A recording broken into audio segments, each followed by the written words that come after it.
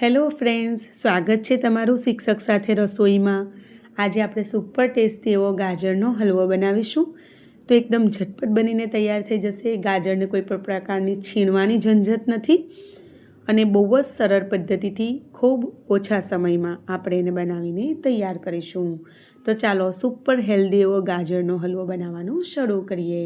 તો એના માટે અહીં મેં 1 કિલોગ્રામ જેટલા ગાજર આ રીતના થોડાક પાતળી સાઇઝના લીધેલા છે।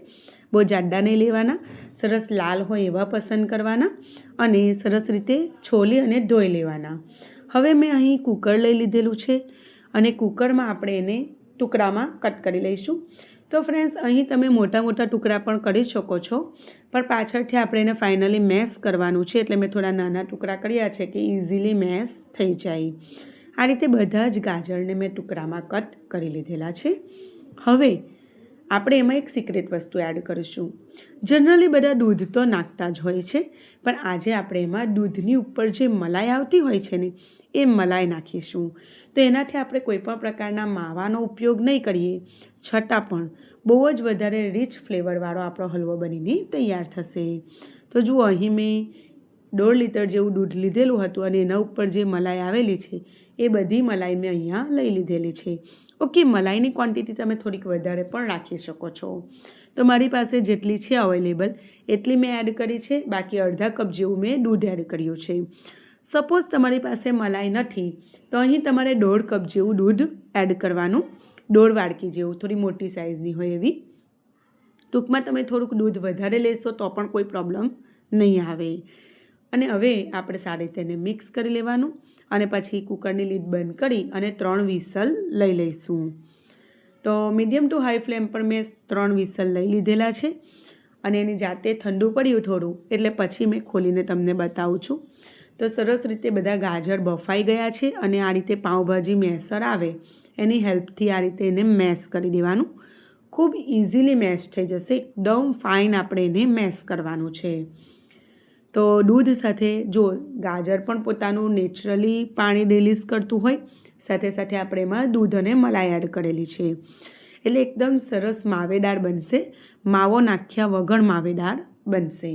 આ રીતે સરસ એને મેશ કરી લેવાનું છે। તો ફ્રેન્ડ્સ, મારી આ રેસીપી તમે કયા શહેર અને કયા દેશમાંથી જોઈ રહેલા છો, તમારા નામ સાથે મને જરૂર જણાવજો। આ રેસીપી મારી આ રીતે તમે જરૂર ટ્રાય કરજો। વિડીયો ગમે તો જરૂરથી લાઇક કરજો। ચેનલ પર પહેલી વખત આવ્યા છો ફ્રેન્ડ્સ તો બિલકુલ ફ્રીમાં છે, ચેનલને જરૂરથી સબસ્ક્રાઈબ કરી લેજો। હવે આ રીતે એકદમ સરસ પ્રોપર આપણે એને મેશ કરી લેવાનું અને મેશ કર્યા પછી આપણે પાછા એને ગેસ પર મૂકીશું અને ગેસની ફ્લેમ શરૂ કરીશું। તો થઈ ગયું છે પ્રોપર મેશ, મેં એને ગેસ પર પણ મૂકી દીધેલું છે। તો જુઓ, મેં ત્યાર પછી પણ થોડી વાર સુધી એને મેશ કરેલું, એકદમ પ્રોપર મેશ કરેલું છે। અને હવે મેં ગેસની ફ્લેમ મીડિયમ હાઈ રાખેલી છે અને એમાં એકદમ નાની ચમચી છે મારી, તો હું 5 ચમચી જેવું ઘી એડ કરું છું। તમારી મોટી ચમચી હોય તો ફક્ત 2 જ ચમચી ભરીને તમારે ઘી એડ કરવાનું, 2 થી 3 ચમચી। ઓકે, સાથે સાથે મેં ઇલાયચી પાવડર પણ એડ કરેલો, પણ એ સ્કીપ થઈ ગયું છે વિડીયોમાં લેવાનું, એટલે આ સમયે તમે એમાં ઇલાયચી પાવડર પણ જરૂરથી એડ કરી દેજો। એનું ફ્લેવર બહુ સરસ લાગતું હોય છે ગાજરના હલવામાં। હવે આ રીતે આપણે હાઈ ફ્લેમ કરીને એને વચ્ચે વચ્ચે મિક્સ કરતા જઈશું અને એને સરસ ડ્રાય થાય ને ત્યાં સુધી શેકાવા દઈશું। ઓકે, આપણે એના અંદર નેચરલ કલર આવે રેડ, એનો દેખાય એમ રેડ, એ માટે આજે આપણે ફૂડ કલરનો યુઝ કરવાના છે, જો કે એ ટોટલી ઓપ્શનલ છે। હું જનરલી બનાવતી હોઉં છું ત્યારે ફૂડ કલરનો યુઝ નથી કરતી હોતી, પણ વિડીયોમાં થોડુંક સારું એવું દેખાય એટલે આજે મેં ફૂડ કલરનો પણ યુઝ કરેલો છે, પણ એ ટોટલી ફ્રેન્ડ્સ ઓપ્શનલ છે।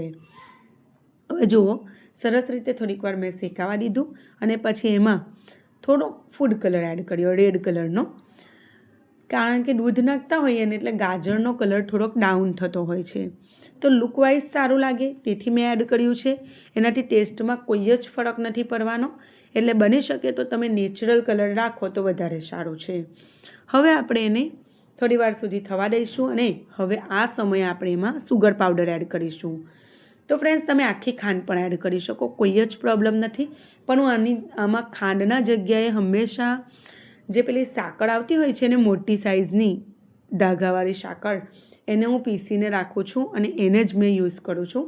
કોઈ પણ મીઠાશની વસ્તુ બનાવું છું ત્યારે જનરલી ખાંડના જગ્યા પર હું સાકરનો યુઝ કરું છું. અહીં મેં 4થી મોટી 5 ચમચી જેવું ભરીને મેં સાકર એડ કરેલી છે પાવડર. પછી મેં મીઠાશ ચેક કરી લીધી, મને બરાબર લાગી. જો તમે વધારે મીઠું ખાતા હોય ને ફ્રેન્ડ્સ, તો તમારે થોડીક વધારે સાકર અથવા ખાંડ નાખવાની, અડધાથી પોણા કપ જેટલી.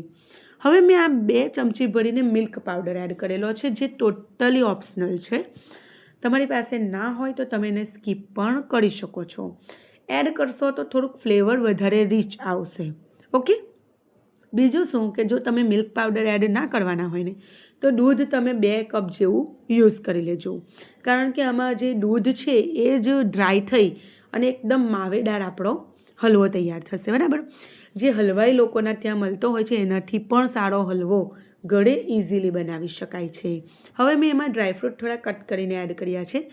તો 5થી 7 બદામ, 5થી 7 કાજુ લીધેલા. તમે બીજા પણ ડ્રાયફ્રૂટ તમારી પસંદના એડ કરી શકો છો.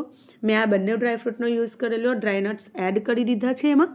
હવે જુઓ, થોડીવાર શેકાવા દીધું એટલે તમે જોઈ શકો છો બધું દૂધ સરસ એવું ડ્રાય થઈ ગયું છે અને એકદમ માવેદાર અને એકદમ ક્રીમી હલવો તૈયાર થઈ રહેલો છે. ઓકે. આ સમયે મેં એમાં કિસમિસ એડ કરેલી. થોડીક કિસમિસ મારા બાળકોને બહુ ગમે છે અને એથી મેં એડ કરેલી છે. તમે એને સ્કીપ પણ કરી શકો છો. અને સાથે સાથે ઉપરથી પણ મેં 1થી 2 નાની ચમચી જેટલું ઘી એડ કરેલું છે. ઘી એડ કરવાથી, અને આ દેશી ઘી છે, ઘરનું બનાવેલું ઘી છે, તો ફ્લેવર તો સારું આવે જ છે. સાથે સાથે આપણી હેલ્થ માટે પણ શિયાળાના સમયમાં ઘી ખૂબ જ ફાયદાકારક છે. અને ગાજરમાં નેચરલ મીઠાશ હોય છે, એટલે એ ચેક કરીને પછી તમારે એમાં સુગર અથવા સુગર પાવડર એડ કરવાનો. હવે જુઓ, સરસ ડ્રાય થઈ ગયેલું છે, એમાંથી ઘી પણ છૂટું પડી ગયેલું છે. તો આ ટાઈમે ગેસની ફ્લેમ હું બંધ કરી દઈશ. જો એકદમ સરસ, હું તમને નજીકથી બતાવું, અત્યારે એકદમ ગરમ વરાળ નીકળી રહેલી છે, એટલે પ્રોપર રિઝલ્ટ નથી દેખાતું, પણ રિયલી બહુ જ ફાઇન બનીને તૈયાર થાય છે. તો હવે આપણે ગેસની ફ્લેમ બંધ કરીને એને તમને બાઉલમાં સર્વ કરીને બતાવીએ છીએ. જો કે ફ્રેન્ડ્સ, એને બાઉલમાં સર્વ કર્યા પછી મેં એને પ્રોપર ઠંડુ કરી ફ્રીઝમાં થોડીક વાર મૂકી અને પછી એન્જોય કરેલું. બહુ સરસ લાગે છે. તમને જોતાં જ ખબર પડતી હશે કે આપણે કોઈપણ પ્રકારના માવાનો યુઝ નથી કર્યો અને બહુ ઇઝી પ્રોસેસથી બનાવ્યું છે. છતાં પણ એકદમ ટેસ્ટી એવો ગાજરનો હલવો ફટાફટ બનીને તૈયાર થઈ જાય છે. તો આ શિયાળાની સિઝનમાં તમે પણ વિટામિન એથી ભરપૂર, આંખોની રોશની માટે ખૂબ જ ફાયદાકારક એવો ગાજરનો હલવો જરૂરથી બનાવજો. ફરી મળીશું એક નવી જબરજસ્ત રેસીપી સાથે. ત્યાં સુધી આવજો. Take care. Bye bye.